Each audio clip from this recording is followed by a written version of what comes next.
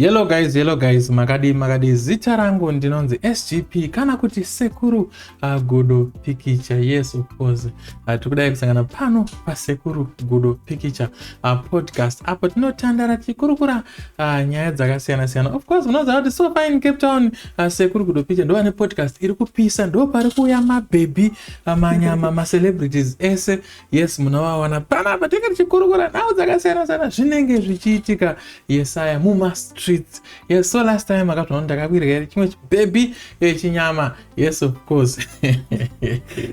Akaipa naso uno andine chimwe baby futi chinyama futi zvakare ndoti mungozviona kana maifungidza kuti Cape Town achiitewo ma podcast. Yes, of course, Cape Town tinotoona ma podcast manyama. So today muchange muchizvionera mega kuti chii chiri kuitika. Anyway, let me introduce you to our guest for today, but before I do so, please subscribe to our YouTube channel, the Sekuru Gudo Pikicha official, our Facebook page, the Sekuru Gudo Pikicha TV, and pa TikTok tiripo zvakare Sekuru Gudo Pikicha TV. Saka tisapotewa nditika kuti zvityise kuti zvinakidze. Anyway, let's switch on to our guest. There she is. Boy. Boom, what do you say? What do you say? Hapana. Nyara mungotidini. No, takakula down. Okay. Kana imi muchiti makakula down, unenge muchimboyanza kureve. This way ndiri kungoshandiswa rudzi takakula down. What's going on nekukula down? Tichi takazorora. Okay. Tiripo big time. Yeah. I'm Atisumanya, tina pressure. Yeah. Yes. Of course, the young lady is energetic. And let me tell you something about this young woman. She is beautiful. She is confident. She knows what she wants in life.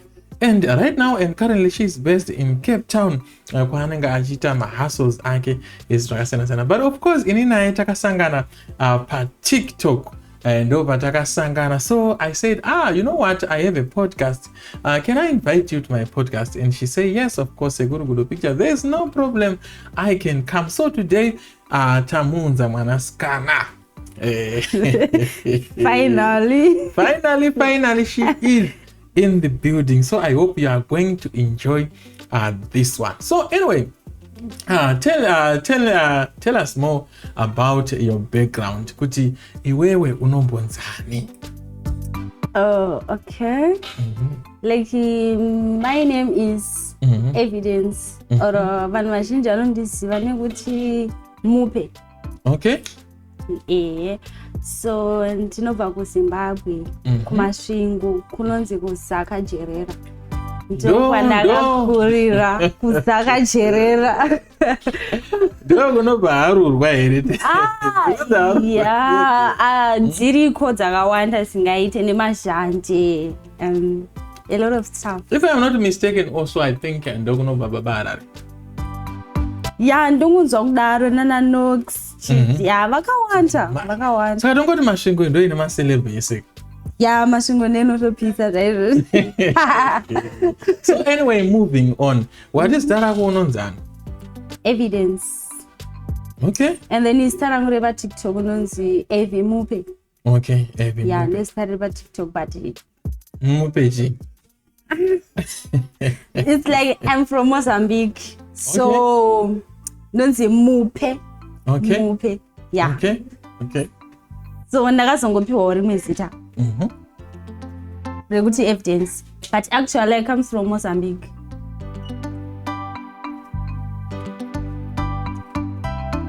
Okay, I like it. So you want to sign up a TikTok. Tell me more about TikTok. What inspired you? Chichakaita kuti iwo utange kuita zvepa TikTok. Oh, TikTok is like, it was 2020, maybe 2021 or 2022. ndakatanga kuona mavideos Tadiwa kana muchimisa anzi Tadiwa YK what aimbotambana naMagic Chichi and stuff. Ndo munhu ndakatanga kuona paTikTok iye ndobva ndatomufollowa nekutomufarira Chichi. Handambozoziva kuti TikTok inotonakidza kudaro uchitoitawo wega maiza.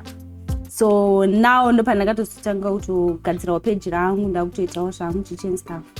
Okay, so tell me about this TikTok. TikTok ndanzwa zvinhu zvakawanda kutika kuTikTok. Some people are making money on TikTok. Vamwe they are just there for kutandara. Iwo uri kuitei paTikTok? Inini ndingangoti handisati ndamboona mari paTikTok. Pachokwadi. And then ndingoriwo pakutandara, maybe mari ndichazoiwa now after. But for now ndikungoita sei ndongotandarawo nevamwe tichivhura malive tichitaura zvikuitika Chichi and stuff tichishare my ideas chete. Okay. And then nekutamba. Guys, gadzirai, today I have a lot of questions for this young woman. And ndichada kuti tipindurwe timbonzwa kuti zviri kumbofamba sei mumastreet. So, iwewe you are based in Cape Town right now. Yes. Anditika? Okay, so tell us more kuti when did you come to Cape Town? I think now ndakutosvika ku2 years. Okay, in Cape Town. Yeah. Okay. Saka iwewe uri kuCape Town kudai uri kurarama sei? Uri kutengesa here? Uri kuita sei? Kutengesa, what do you mean kutengesa? Just make it clear. Kutengesa kuita sei? Handire kumusha rekumusha. Kutengesa like vendor. I'm not a vendor. What? Ari kuzvinzwa zvatokutaura mwana usikana. Ukaenda pamunenzva pai. Ukaenda pamunenzva in Belva. Unoti ndiri kumusha. I don't know if you ever heard about that. Munenzva, no. Handina kumbozvinzwa kwamunenzva. No. Handwanzotambira mbeu maybe. Alright. Ini ndiri kuzama kuti nini? Kutengesa movie. No, kana hatite izvozvo. Hatite totoendawo kubasa like. Okay. Madesi mazhinji chero kubasa. Because Cape Town muno mumanetsa, especially Cape Town yatonembira vanhu kuZimbabwe watoziva kuti kune Cape Town. Yeah, it's like mazati vanhu vazhinji vanonyanya kusvibisa Cape Town. And mbiri yacho Cape Town. Day. It's like Cape Town yangova nzvimbo yekungoti vanhu vanenge vachingoitisana vachienda. Okay. I think ndo zvinhu zvinonyanya kupisira Cape Town zvongoti like mufeso wako unogona kutomuona friend yako chaiyo. Yo. Aibata. Yeah. Saka yo wambosangana neshamwari yako ine mufeso wako. Have you ever experienced zvinhu zvakadaro? Ora ndikatomboseza. Vanhu vari kuvhura hombe ndonyaya ndingangokudza vanhu vari kuvhura hombe chete. But what do you mean kana kuti vanhu vari kuvhura hombe? Chii nonzi? Vanhu vari kudadisa kunze uku. Like vanhu vari kuita zvinorova, alright. Vanhu vari kuita zvinhu kwavo. Vari kushandira zvipo zvavo. Okay, so I want to ask you, uri kuita nezveiso paone Cape Town. Unoita mahustles ako akamira sei? Zvakamira sei? Unoita basa rei? Basa imi michingosava kuti ndoenda kubasa chete kuzotaura basa rangu manje vakazara vanhu manje. Okay, ndoshanda murestaurant. Okay. Yeah. Now it's making sense. It's simple. But no, ndoshanda murestaurant. Is it not risk kutaura basa raunoita pakazara vanhu? Okay. Who knows? Maybe people are there. Pane munhu anenge better than that ada kukufa. Well, but for now I'm bored. Okay. Moving forward, would you like to disclose? Kakwanze kutudza kuti une makore mangani? Yeah, now I'm turning 21 years in 12 May. 21 years old of Cape Town. Ndakatoya ndakatoya 1920. Yeah, okay. Because now ndo pandiri kutena 21 years. Okay. Yeah. Okay. Anyway, it's good. Saka, when is your birthday? Birthday yako rikori? 12 May, tikutokudai kubirthday kwedu. Kana vanhu vangobvunza kuti birthday vatara mwedzi uri pa next batch. No, just for real. 12 May. Zvemachokwadi zvababa Mwari chaizvo. Okay. 12 May. My presents akudiwa. My presents akudiwa. So, yes, today we are talking about Evie Mupe, who is a TikTok socialite. yes of course mwana waye anopisa inini kutozomudedza kupodcast sokutoona kuti aiwa mabvira yes ndo ari kupisa madede garinyarare zvako garinyarare. But anyway we want to move on tichitaura nemwanasikana tichinzwa kuti so far how is life in Cape Town, zvakamira sei so far, zviri kubalance here, njuga dziri kuita sei? njuga dzinorema ndidi kunyema especially isusu vanenge vakasiya vana mai kuZimbabwe like ndini ndeisori mai kunoku ndichizvionera ndichizvibhadharira renti ndichitotsvaga mari yetransport ndirini so ndingangotiwo njuga dzinomborema dzomboreruka dzomborema exactly, you know what I mean? Aiwa, I understand. Okay. Handingamboti zvakanaka all the time. Yeah. Okay. Saka amwe mabasa amukuita in Cape Town ndapi kana amwe mabasa anoshandwa nevanhu vezera renyu here in Cape Town? Maybe munhu ari kuZimbabwe anenge kuziyawo or ada kuuyawo kuSouth Africa. Most of girls here vazhinji vanoshanda kumasaluni. Inini nditoriwo hairdresser also but handisi kuita hangu izvozvo. And then vamwe vanoita zvemamasaji and stuff. Vamwe ndo vanoitawo zvemarestaurant vazhinji.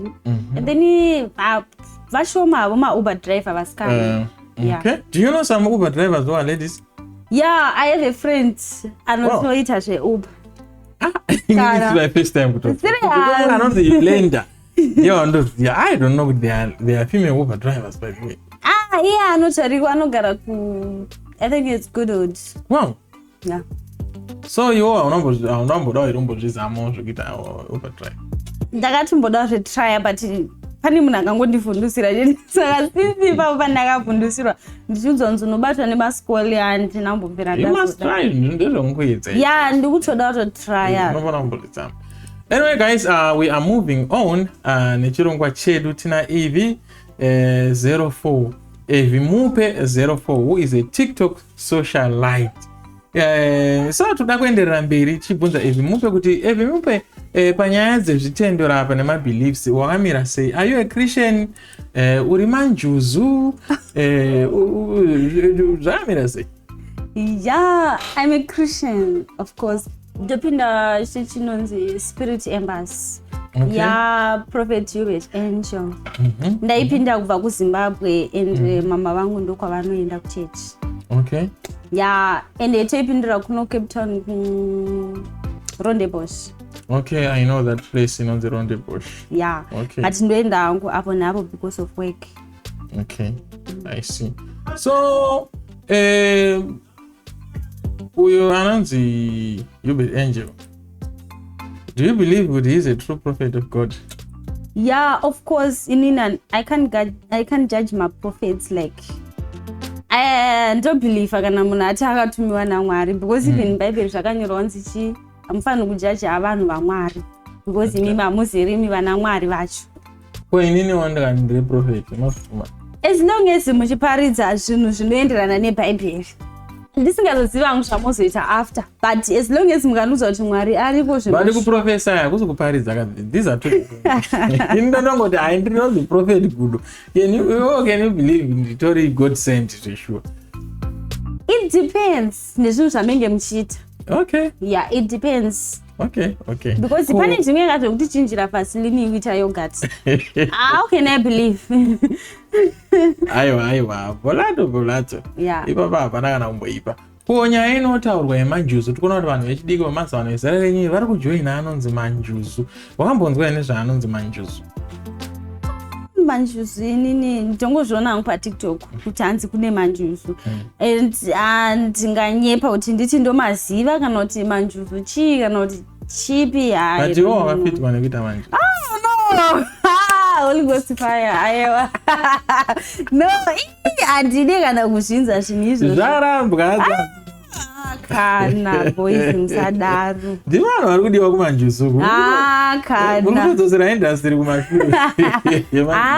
Ngazvikone hazvemanjuzu. Hanzi kumanjuzu unoita mari, unodiwa nawane mari. Ameno zvayo zvinotaurwa zvemanjuzu. Hanzi unoita big. Amusika kuita mari. Kurompa. Aiwa, hanzi chero pane zvaunenge uchiita. Ameno hanzi unongoita mari chete. I don't know that. Ndinambozvinza, but I always kunzwa vanhu vanenge vachitaura zvemanjusi chichi and stuff, but handinamboitangu nezvazvo. So vasikana vazhinji mazuva ano ndikuziva kuti vasikana vazhinji single mothers. Are you a single mother? No. Not yet. Not yet. No. A very big no. Okay. Not yet. Okay. Saka unoda kuita single mother. Kana ndikuda kuita. Zvema single mothers zvine vanofitwa nazvo, like zvine calling. Look at my bridge. Bazita, sorry. Zvine calling. Kune vanhu vanogona kumanager single mother. Kugoya vamwe vanhu vatinongozoona vatichisangana navo, unozoona kuti apa ndikadziri kurema vanozosungudza vana. Yeah. Okay, I get it. Saka what's your advice panyaya dzemasingle mother? What's your take? Like what can you advise my young women vasati vama single mother like you? Do you have any advice for them? Yeah. Ndingangoti ndogona kutoadvisa vanhu kana mangwana ndozofuma ndatova inini. But havafakujaja. Ndendaitawo pati yangu. Inini ndingangoti girls mukuona pane masina aya anotengesa, handizonazo zangu kuti mashi. But ane chipepa chakanzi Max mostly. I don't know what Max. I don't know Max Max Pro Max. I don't know. But Changangonzi Max cinema flavors, cinema GT. So guys, girls dzangu musanyadzisa ghetto. Ngatingoshandisa ichi masina akachasa. Exactly. Ma protectors. So mazvinzgira girls hanzi kana zvonakidza. Anditi kakangoma kana koririsa kapedyo nekuvharuka. Saka please garai makashandisa zvidziviriro kuita kuti pasaitike zvinhu zvakafanana nema unwanted pregnancies nema responsibilities aunenge usina kuronga kuti uchazoita sei uchazoita. Saka iwe unopfuta mbanje. Kuti wakafitwa nembanje. Mbanje ndakambodzipfuta ndiri kuZimbabwe. What happened? Like panga paita all night kuchechi kwedu. And then ndobva tadzisa mapopcorn. After tadzisa mapopcorn, ndakabva ndaenda kuchechi. Ndaenda kuchechi, pastor vangu vari busy kuparidza. Inini ndakaona mafiriji muchechi, like mafiriji. What do you mean kuti wakaona mafiriji? Like takarova mapopcorn tiri 4 kudaro, vamwe vangu vaingoti after 2 minutes voti mupe. Ukasadzishandisa dzokushandisa iwewe. So manje nini ndakanonoka ndobva dzandishandisa. So padzakandishandisa ndakabva ndaona mafiriji kuchechi kwedu. Saka ndiani? Who came with the idea yekuti ngatirove mbanje? Ndidi kunyepa. Ndakazitenga nemari yangu.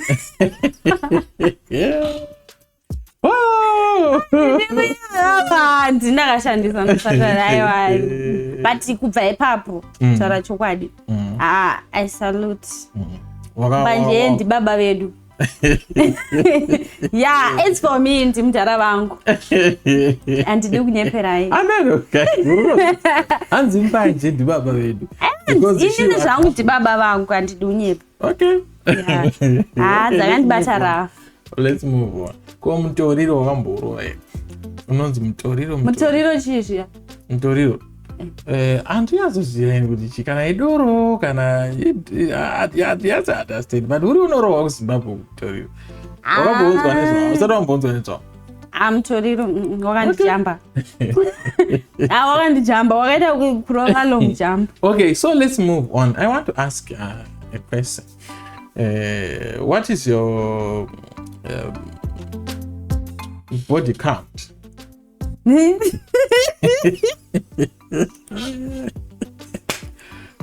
What is it?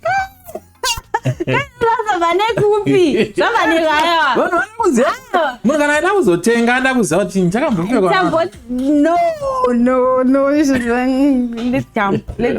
Ndiri kutyisa. Uri kupisa. Let's jump. Tsagaime. Ayo. Madareko. Iripo. So are you into girls or into guys?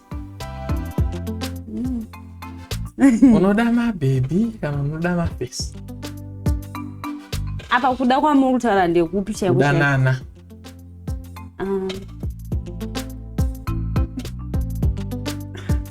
Kudanana kwekuwirirana here kana kuti kudanana kwelove kutoita intimacy or sex or kutodya bota.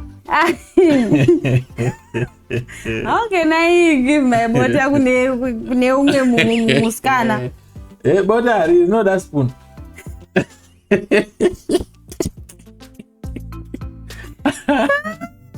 Hanzi ndirebota ungaipe kude imwe ndirebo. Aiwa ungadaro. Unozvinzwirawo kuti aiwa. Ungaisasira kuri kubhasere vita. Ini ndatoluza because I see kuti ukatasa pamaphotos unoona vasikana vakawanda vachikisana. I don't know that behavior. Have you ever seen that? Amuzviitawo, hausikuzviitawo zvekuti munokisana vasikana pamaphotos. Chii chinenge chichiitika paipai? Paipai paside. Ndinyeverai. Paipai paside. Like most of the girls vari kuzviitira for content. It depends. And then vari kuzviita chokwadi. Vanoziva here ma-implications azvo kuti iwewe unobuda wakakisa. Unoona munhu achibuda akatokisa akati oro vakatokisana muromo wakatoti. Inini I'm a photographer, by the way. Alright. So I've been taking photos and I've seen it happening. Ndakazviona zvinhu zvichiitika izvo. Ini nangu asati ndambosangana nazvo. And also ndinototya kuti musikana atoenda padhuze neni. Zvinotyisa. Tinotori nemaboundaries. Ani kwake kwaanotambira. Pakaipa kwangu. Okay. Saka vanhu muCape Town mune magrupu akavhurwa ari kunzi sex for sale, kunakirana muCape Town. Hausati wambomajoinawo here magrupu iwa? Because vanhu vari kuita mari. Magroups iwo ari paFacebook? PaWhatsApp. Vanhu vari kuita mari kunzoko. Handina kumbosangana nawo, but was last time I checked, let's say kubasa, how much are you getting kubasa? Kubasa kwangu? Vanhu vazhinji vari kuwana mari. Vanhu vazhinji, especially marestaurant, kutangira pa5k zvichikwira. It depends nemashandiro aunoita. Per day. Per day. I think ma250. Okay. 250 kutangira pa150. So iwe unoziva here kuti 30 minutes is 350. Do you know that? 30 minutes is 350. Uchitengesa bota. Pane kuswedera uchimhanya nemapureti, uchimhanya nemakofi, uchimhanya nechichi murestaurant. 30 minutes watoisa 3 waya yako. Pakanaka. Handingamboiti zvinhu zvekuti private party inogona kusafa. Because pepe yakutaura chokwadi kapepe, especially unongonzwa kuti kune majisi. But iwe unenge uchingosafa kuti bhozi iyo zvakuti private zvekuti makumbo ari kusafa, zvoti maoko ari kusafa nekusimudza nekudidi, unogona kutsva futi uchigadzira kofi. Saka handingamboona kuti private pasi yabva yaomerwa strike zvekubva yasafa. It's better. It's better ndiche. It's better ndiche. Aiwa musadaro. It's better ndiche. Guys. Okay. I want to ask you something. Pane mazuva pane nyaya iri kunetsa inonzi girlfriend allowance. Wakamboipiwawo here inonzi girlfriend allowance. Hanzi mari yekuti unongopiwa pamwedzi ungoti ishi. Unenge uchipiwa nani? Unenge uchipiwa nani? Unenge uchipiwa nani mari? Nefeso. Girlfriend allowance. Yekuti unongopiwa ungoti wapiwa. I think zvinotaurwa na pane that guy, maybe sorry zvake nekutaura zita rake panapa, anonzi Romeo Max chichi stuff. I hope momuziva. I think ari muno muCape Town mufesi iye. Okay. Mufesi iye anotaura zvakawanda achidzidzisa mafesi achidzidzisa chichi and stuff, but inini I think vekwanguwa maybe havasati zvasvika saka iwe ungaide here girlfriend allowance? Unoidawo here? Of course no. Yeah. Alright, so I have a question. Basket. I have a question. Yekuti mufesi wako ari kuora 3.5. Ndo mari yandoziva inoorwa nevarume vacho. Angakupe mari 3.5 million here kana kuti 3,500 rands. iwo angakupe mari girlfriend allowance from that amount? Ndingangoti inini hangu kuti girlfriend inohwisisa. Like ukandiudza kuti baby ndopiwa mari yakati masingo inohwisisa.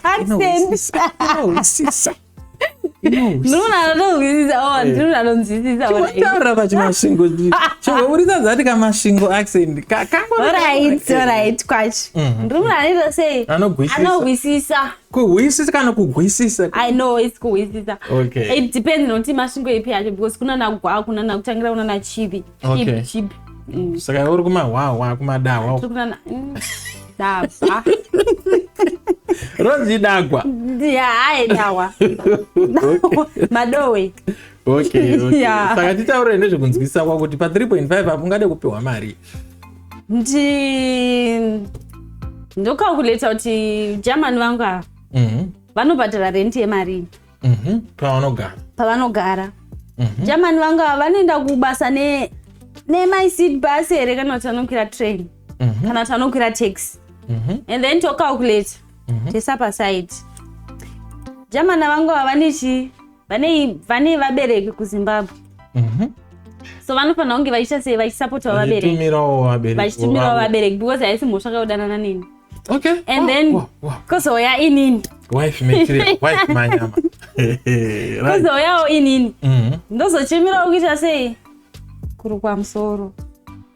Okay. So titanga takalkulata maexpenses medzi dzacho nani tobva taona kuti dedi vanosara nemari. Saka iwo let's say how much do you think you are getting from your 500 is enough. Kana achipiwawo 3,500 akabvisawo ka 500 akati baby ono yekutamba ndinofara. Saka iwo semunhu apowa 5 wire semunhu apowa 5 wire unomupawo chii?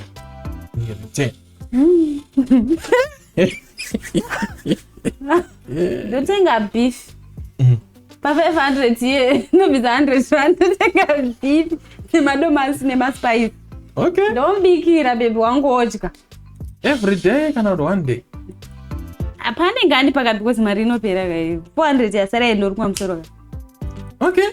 Konzva apa nema-airtime zvaka pakamira sei madata unenge wazopiwa nevamwe vakomana wavo because musikana aite ndienda kuzowasela vanenge vakudawo chii vakuda plani vanenge vakuda plani, you know, like tichitori nemamwe maboyfriends kana kuti anenge ari kuuk anenge achingonyeba chicha and stuff. Okay. Munhu anogona kukusenderawo malong distance mongomasai kunyebera. You are suffering. Mazvinzwira zvekutaura kwazvo zvanzi ndimi muri kusponsor game. No, haizive nyaya yacho. Okay, let's move on. Let's quickly move on. So I want to ask you kuti wakambochita here?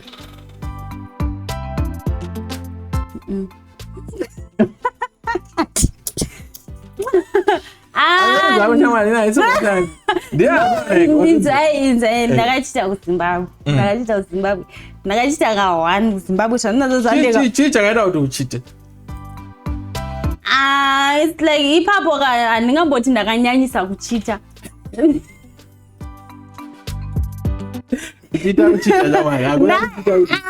Zvinhu zvandakachitira zvachona ndeka. It's like it was a game. Okay, tell me more about this game. Mufesi wangu anga nebrother yake anga iri kuSA. So brother yake yaindiziva zvekutodaro but ini ndisingaite sei ndisingaizivi. So manje munhu akangondifonera from Norway ndiri kuZimbabwe. Ndobva atonditi ndatovambuka bhodha ndikuuya kuZimbabwe kuzokuona. Ndikati ndiwani? Atotsanangura pepa yandotokuziva akutaura zvese about me. Yo. And I was shocked kuti ndikuda kumuona munhu iyeye ari kuita sei ari kutaura nezvangu. And then munhu paakasvika like ndandamuvha kuenda kune imwe place. Achisvika kuZimbabwe asvika kune boyfriend yangu atomudza kuti ndikuenda noona baby rangu ronzi mupe kwakati. You know? Kutaura iweyo? Akutobvira inini apakudza chii fesi wangu. Like mfesi wangu anga ari muklasi anga ari munhu ari cool. Saka manje iye akangoti baya German chichi pave. akutoona munhu uyo akutoya namai vake ipapo kuzodizvi atoenda mai vake hanzi tikaenda kwakati kundotora zvakati chichienzi stuff. Saka vandi mama vangu dati kuintroduce kuna mama vangu chichi like zvinhu zvakaizvita fast. Saka iwo waida here speed ini nandifarire speed anyura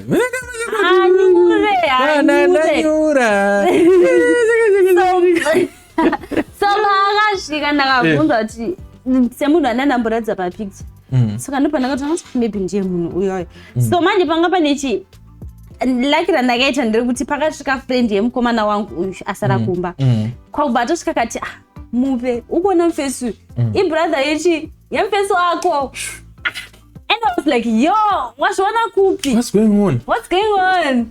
And then iye ndobva aita sei iye friend yemufesu wangu like yaitawo friend yangu semunhu aida bhiya kwakubva aita sei kwakubva atomosha munhu angabva kubva muzanzi kwakubva atotengerwa ma6 pack ana mukoma Black Lab ipapo mari yatesa kuna mukoma Bule atiwane ma Black Lab ake mwana zvakakudzai. Saka manje nini pandakangonzwa nzi ibrother yemufesu wangu ndobva ndatomumaka ndobva ndatopinda mumudi papo ndatochinja asi waidako like muzazvinoitika ka kuZimbabwe ungonzwa kuti munhu anobva Joni baba panoti Joza azvinei kuti abva kuya ikoko ndiri kubva kuJoni munopedza vana vekufuma svingo. Okay, so tell me the other side of the story. Have you ever been cheated? Wakambochitwa werewo? Kasingaperi ndabo zvepapo ndabo handinonyeba handabo. Okay. Munhu anenge kupromisa but at the end of the day unotsona kuti udanana wega. So how did you feel kuti pawakachitwa wakanzwa sei? Unorwadziwa wakanzwa mafindikuwa anonzwa achidirwa mvura ino zvinobodi mafindikuwa chiko ino hatiziye aini nangu inini handina kustadash. Alright, so I have another question also for you. I would love to know kuti wamboitawo time yekuti unopa mufeso wako mari wokuti papeya handipaita mboti uri kupiwa girlfriend allowance ko iwo kungomupawo kuti chandibobatawo napo batsirike. Have you ever done that? Yeah, inini handirwadziwe nekupa mumwe wangu mari since achindipawo mari but kuzobudisa mari mupocket ndichimuti panondiremera because ndobva ndagaya kuti kukanakaita sei akapa umwe baby. So inini zvandinoita ndinomufonera baby are you free nhasi ndokuda kukutora na10 o'clock tienda kubreakfast somewhere out and then inini ndinichaita sei ndinichapay my bills. Yeah, I was about to ask that by the way kuti also have you ever paid for my bills ekunge waenda out with your man or ndiwo nongomirira ngo? No, kana iri dinner because kana iri dinner ndinochusa ndichingodai nhonga saka handibhadharika kudhina ndiye anobhadhara but kana ndingamushedzawo kubreakfast kana kulunch I will pay. But dinner manje baba kudina dinner baba. But remember mufeso wedu anohora 3.5 wasikuremedza mwana wavane anenge achienda kupi uchida kuenda naye kuwaterfront zvinonobuda mushe hatombochuzi waterfront no anenge akutoenda antondisamula to ukaelisha pagalo kana ndengera sausage mdani kumaholweni kustrand kumahalave kujiwesi ukanenda neni. Okay, that is very, very interesting. So the last question about your love life. Uri kufunga here kuzoitawo vana kana kuti wanzi mainhingi, do you have those plans or uruda ungofa uri uchipikira sasister? Ndingambete sister. Uri kufunga kuzoita mhuri yako? Yeah, mhuri yangu ndichida but I just want a responsible man. Okay. Like andidi vanhu mageto youth. Alright, so taenda ikoko uda kuzoita vana vangani? Maybe 3. 3 vashoma? 3 vakakwana because vana havapiwe mavhu kava. Okay, let's move on. Another question is, we now want to quickly wrap up this thing. If you are getting into a relationship, the zvinhu zvaunotarisira kumurume or kumunhu unodana naye kuti this is the perfect man. 1, ndoda munhu asinganyari kufamba neni. 2, kunyara. Okay, go on. Ndoda munhu ari hard working. Anoshanda nesimba no matter what. Like kuchita basa rekuchera makomba rere kana kuti construction. Makomba because anozonimara nemaoko ndo kushanda kana nesimba kwa. No, ndoda antidi munhu ane usimbe. Okay. Antidi munhu ane usimbe. Yeah. Okay. So hard working plus asinganyari kufamba newe. Ndoda munhu anotsiurika, munhu ane hunhu. Like isisi kumba kwedu katinobva kumasvingo. Mostly vanhu vane hunhu, vashoma havasina. Vanhu kumasvingo yes. Vanhu vanorespecta chichi and stuff. So ini ndenge chida munhu anozorespecta chichi maparents angu. Okay. Ko unoda here kudanana nemukomana asina mota, unogona kudanana nemukomana asina mota?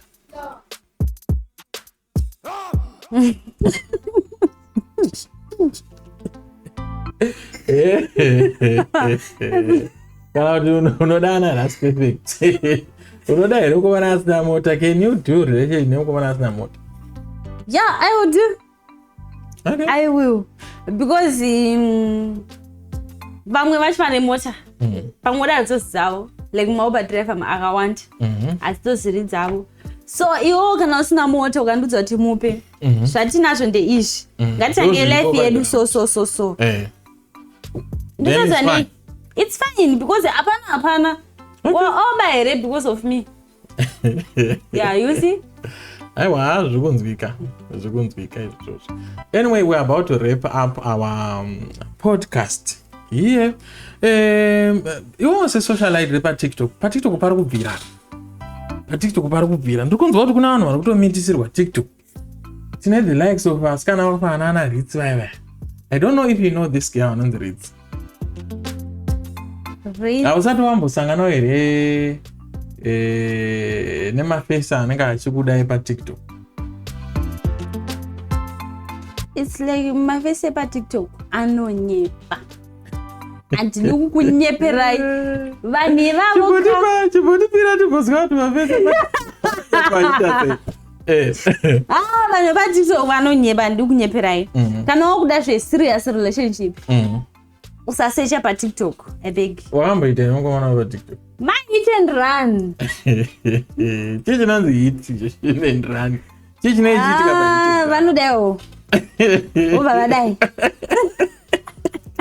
Dzokora dzakuti wanoita sei? Vadaiwo. Vawane. Okay. Handidi kunyeperai. Okay. And after that, munhu anozoposta munhu wake chaiye. But you know, how much do you believe in my relationships anobhera pasocial media or panana TikTok ipapa? Unoti kudionawo ma relationships? Inini hangu ma relationship aya kungodzana good night, good morning, good afternoon, I love you too. Zvichingopera zvakadaro. Okay. Vashoma havanechalakire kuti vanodheta paTiktok and then izvozobva zvatozobudirira kumberi. Yeah, zvongobvawo nelaki rako. Okay. Yeah. Do you have a crush on a TikToker? Yeah? Vana ndakambocrashira ndikafa neheartbreak. Yeah, anodhani. Ndozorambiwa. Relationship ka. Urudo kairi. So what you tell us the heartbreak part, kuti heartbreak ipo wakazinga wakufana heartbreak up. Chicha chakuitika. Ndakaita heartbreak ndikahila. Yeah, chicha chakaitika kuti uzoto. Like munhu akazongoposta munhu wake. Mabata, aposta munhu wake vandobva vatoti vakafitana. Apa inini munhu ndakatomfollowa nemoyo wangu wese. Ndichimumuisira malike inini. Ndichimukomenta. Imagine. Yeah. Zvakaitika rini izvi? Zvina mwedzi miviri. Unyoro huno. Ndichiri fresh. Asati zvahila ndazenda kuareka ndimbosiyana because ungazondiblema ndingatozonzi mwana wevanhu kuvara nenyaya nekuda kwekuti ndakabvunza kuti because paTikTok kuna vanhu vachitopinda nemwoyo vachitobhelieve vachitodii and ndikutozvona kuti even asi zviriko because you can find out kuti even kumusha chakubhora kwaitove nevanhu vaitodirwa zvibhora kudhibhi even kuridza zviwepu kune vanhu vaitodirwa kuridzwa zviwepu vasikana mune drama aiwa mune drama ndatenda zvangu vasikana tine drama ai ndozviziva izvozvo.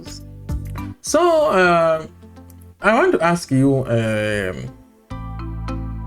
pane zviri kuitika like on the likes of other girls of your age tichitaura negirls rakafanana Ritz unoti kudiwa nenyaya yakamboitika yaRitz yai who do you blame Ritz or baby daddy wake?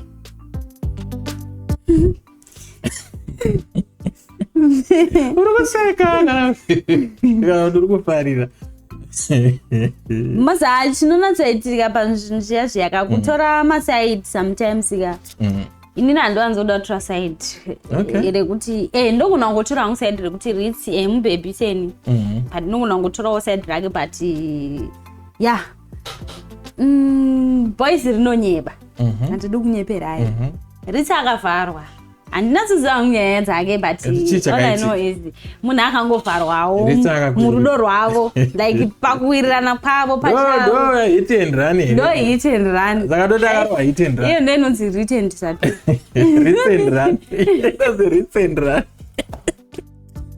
Ritz and Death chichakadaro like ameno anonzi Maloti unomuziva here? Rimwe baby rimwe rakatsvukirira tori kunetsa aimbogara munomukapa anana winza chichi yeah I know her ene zvarudana anonzi Ulengende unoti kudiwe nevanhu ava vakamecha here zvakamira sei? All I know is love is blind so handingajaji relationship yevanhu zvakanyanya as long as ivo vachinzwanana chete as long as zviri box saka vakatofitana because vari kuita sei vari kupindirana pachavo ukoko kumba kwavo.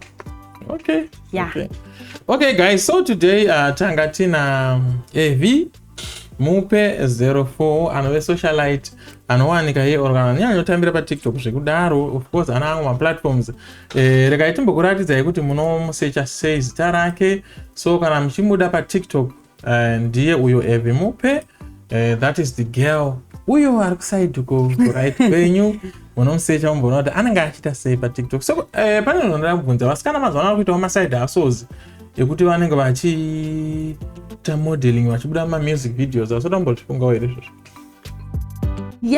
Kana kuita mafashion models and stuff? Ndozvifunga like ndotozvida okay but kekuzviitira like handisati ndava nemaconnections akawanda nevanhu like so far ndongori neconnection nemi only asi kana muchida kuzoti ndizoitawo role model wenyu tinozvichuna kuti zvibude zvakadaro zvityise but anyway so far ndomamira zvanga zvakaita so we want to wrap up our podcast. Tano zvoda kumbondibvunza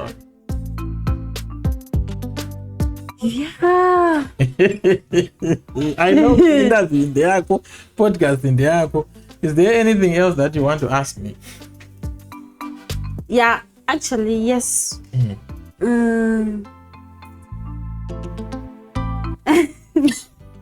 I don't think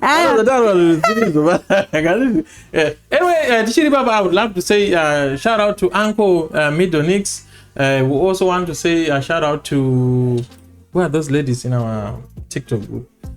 TikTok group. That is my best friend, Cool Girl, and Chelsea, and I don't know vamwe vakawanda but vari mom group. Okay. So kune vanodawo kana vanokwanisa kuzouya kuna munoyamuona Sekurugudo is just like a good man. Ngangoti munhu ari igudo pabuno ngangoti saizvezvi ndivo gudo vedu but munhu ari free. Kune vanoda kuzouyawo kuzoita podcast yavo munovabata sekurugudo and then vanoda kuita anonzi machi photoshoot ya kuna vanoita photoshoot vanoita photoshoot as well and then mapictures avo anobuda akanaka high quality. Thank you so Ari much. Pro Max. Thank you so much. Thank you so much. Thank you so much. Thank you so much. Okay, guys, we are wrapping up our program for today. Ndakandine musikana AV mupe 04. Ndezvi zvimwe zvauda kungotaurawo mashoko ako ekupedzisira AV before we close up. Like Pachi. Anything, let's say, when it comes to nyaya dzekutora zvinodhaka. What's your take? What's your advice to young people? Doro, mbanje, mutoriro. Ini doro handiwanzori pa problem because ini doro ndotori dawo. But chandingangoti hangu vanhu vasiye, I think mabrongo. Okay. Yeah, mabrongo ayaya. Nemutoriro they are not good, especially kuma ladies. Yeah, just like that. Adoro ndomutombo ngo up on up. And also my ladies, don't be discouraged. Kana uchiziva kuti une zvinhu zvaunoda kuita mulife mako. Just keep on doing. Try it. Just do it. Exactly. Kuzvinzwa my ladies, hanzi ramba uchiita sei? Ramba uchiita mujola ubhadhari sometimes. Handisi kuti handijoli. Totombojola but unotoona kuti apa tine maboundaries. Darusa. Meze. Hanzi zviriko. Yeah, zviriko plus I'm not perfect. And that is true. That is true. Anyway, thank you guys. So, musikana wamuona pa screen apo anonzi AV mupe 04 munomuona pa TikTok. You just simply need to go and type this handle then obato bodikira. AV, are you on my social media platforms akafanana ne Facebook? Like Facebook and what about TikTok? What about YouTube? YouTube and Instagram. No, the same name. Okay, Instagram. Instagram no the same name, and then ku YouTube evidence Shanaga Chichi. Okay. Doubt Chichi manchi. I don't know me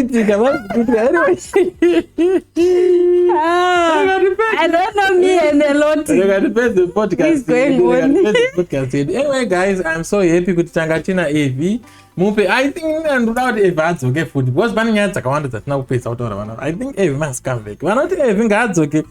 Comment section mutiratidze simu dzamaoko vanoti vana zvasirira oro pane zvaari kuvanza. Also please let us know in the comment section because pakaipa feel free kuti zvinhu zvese zvitose zvibude. Anyway, those vanoda kuuya kupodcast kwedu makasununguka munongondibata munobata futi AV kuinbox kwake. Also, I think AV tichatomita brand ambassador wedu. What do you think about that? Yamita brand ambassador was Sekurugudo. Can we Sekurugudo Picture TV? Okay. I don't know, guys. What do you think? Also, let me know in the comment section what you think about that. So, Evie, bye to my fans. Okay. Bye kumunhu wese anga akateerera tikusangana futi zveichi ndirini. Anytime soon. I think we'll announce on our TikTok platforms. Tichangorudza futi vanhu kuti so. Yeah, anytime soon. Tichasangana zvakare, and also I'm gonna bring my friends here. And then kune vanodawo kutaura kana kubatana nesu mogona kuya kuinbox kwangu oro kwa Sekurugudo. Sekurugudo is friendly. Avasi munhu anoselecta oro munhu anochoose. Just feel free to communicate navo, and then mobva mauya mobva maita zvamenge muchida kuitiwa. Bolato. So guys, I'm really happy kuti Vyasi Rangafana kuita today I dedicated time yake and she came through. So I hope kuti mese muchaita zvimwechete kuita podcast yedu iende kumberi. Please guys, support us, support our podcast yedu zvityise zvinakidze. Kana pane zvamuda kuti tiite or my improvements amukutaisa, please let us know. Musanyare musatitye, let us know in the comment section. And also chinonatsa kunetsa vanhu ndechekuti vamwe vanogona kuzviti no inini handina mari yekuita sei yekuendako. Just make it clear apapa. Okay, we'll organize about that. Yeah, you can inbox and then we'll talk about it. Don't worry about money. Don't worry about my expenses. Yeah. Okay, so that was Evie. Evie, can you give them a smile before we shut the cameras? Thank you.